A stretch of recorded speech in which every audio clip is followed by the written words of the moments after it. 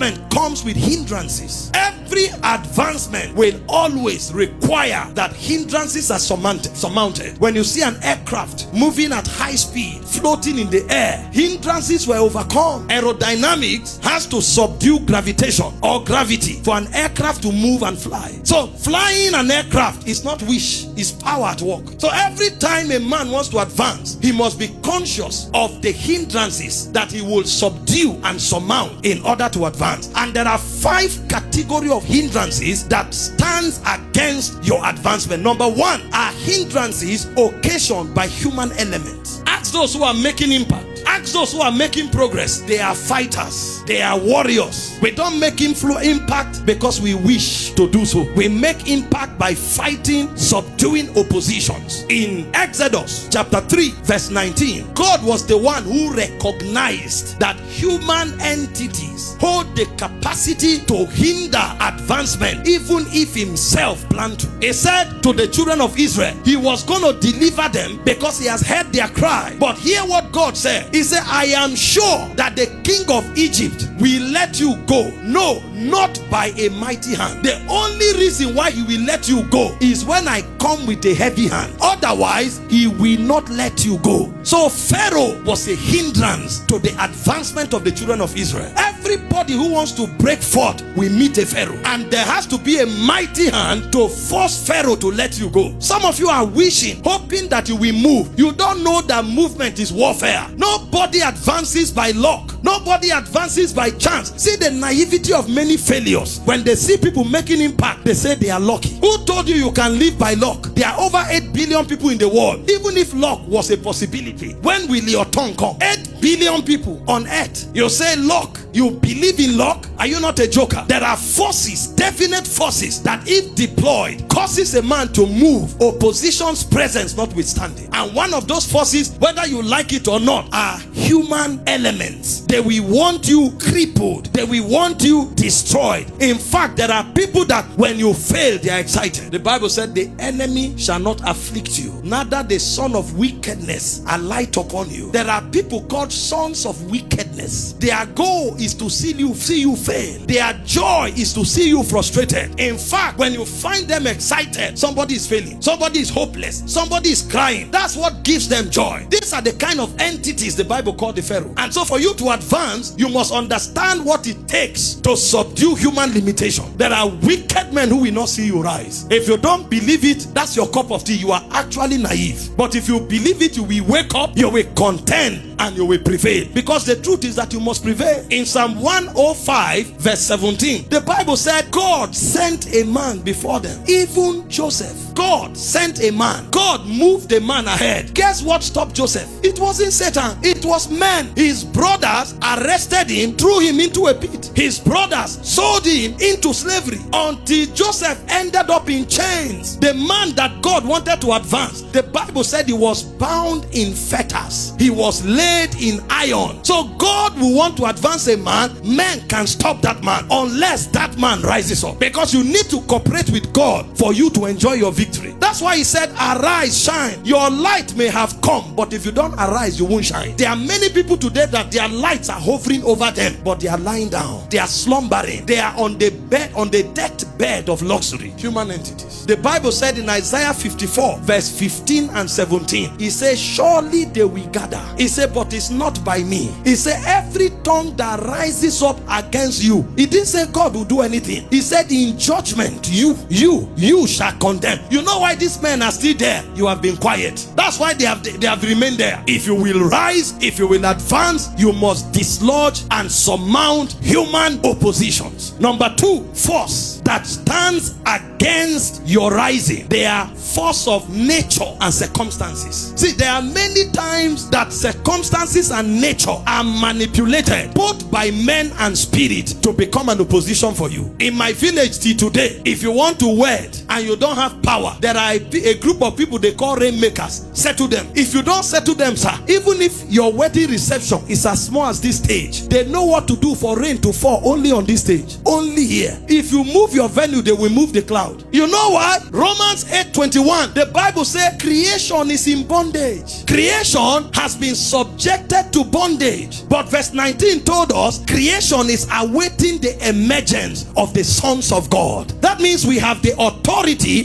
to liberate creation from the one that has put it in bondage. That's why some of us, we will not settle them. The rain will not fall. When they do everything they know to do, the weather will remain the way it is. And they will wonder, why is it not working today? A sun is standing. A sun has arisen.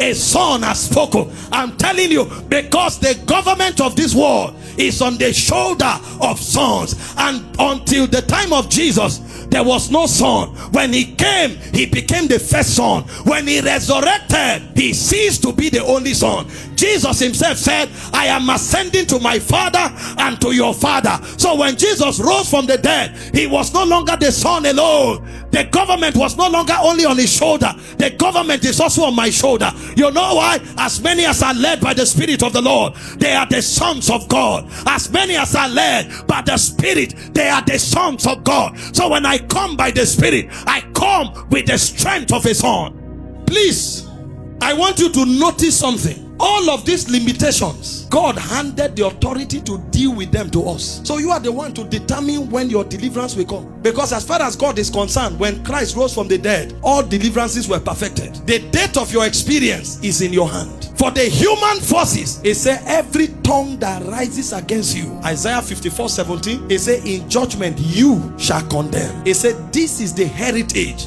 of the sons of God. It's an honor God has given to us. Number 3, third category of limitation is the devil and demonic spirits. 1 Thessalonians 2:18. Wherefore we would have come unto you, even I all. He said, but once and again Satan hindered me. It's a limiting factor. Some of you are not lazy, you are not weak, you are very hardworking, but you are being resisted. And the reason the resistance will continue is because you are rogated to circumstances. No, sir, you are being resisted. That business is being resisted. That ministry is being resisted. That career is being resisted. But guess what? James gave us a cure. In James 4:7, it said, submit to God. When Satan starts resisting you, don't go by the energy of the flesh. Those are ancient spirits. He says, submit to God. That's why I pity people that when their businesses starts failing, you don't see them in church again. They don't know the protocol. Relationship has challenge, they leave God. Ministry starts having challenge, they leave God. He said, submit to God. Then he said, resist the devil. So it is the energy you absorb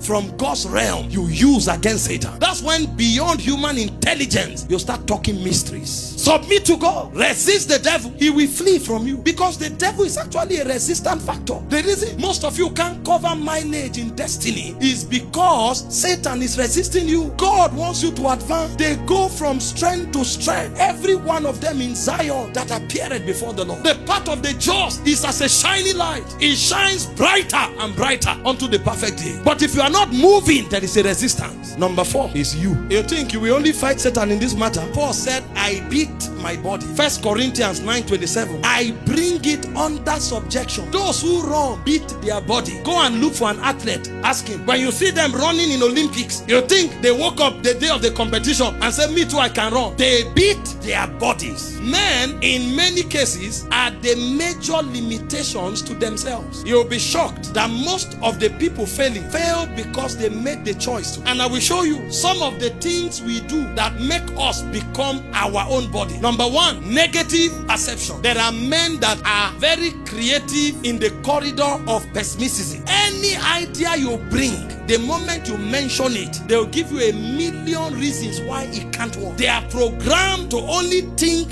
failure and negative thoughts. You will think, oh, if they meet God, it will change. Even when God speaks, they will give God the reason why it won't work. You think it's a joke? Why did God destroy the Israelites in the wilderness? The people God called men of evil heart. Imagine God told them, this land I will give you. Guess what they said? Numbers 13:31. We are not able to go against the people. They are stronger than us. God, you inclusive. Why do I know that? God was working with them visibly. The Bible said the pillar of fire went before them in the night, and the pillar of cloud went before them in the day. So they saw God working with them visibly. Yet they said, these people are stronger than us. Your presence makes no difference. That's the problem with many. So when you see one man rise, he has overcome this limitation. David said, do I walk through the valley of the shadow of death, I fear no evil, for thou art with me. So why there's one man who says, even in the valley of the shadow of death, I will prosper. He said, you prepare a table for me in the presence of my enemy. A man knows that the presence of the enemies, the presence of death means nothing because God is there. But there's another man who sees ordinary men and say, your presence has no effect against these people. And you think it's those people in the wilderness. Some of them are among us here. They see a dream, they hear the voice of God, you preach what God is telling them, they feel goosebumps in their body. The moment they rise up, they say, this country, nothing they work. For Nigeria here, negative perception. So they are a limitation to themselves. And the hardest ones to deal with are the self-imposed ones, because your will is what sanctions it. So even God becomes helpless. The only place where God is helpless is when he deals with men. Psalm 78 verse 41, the Bible said they turned back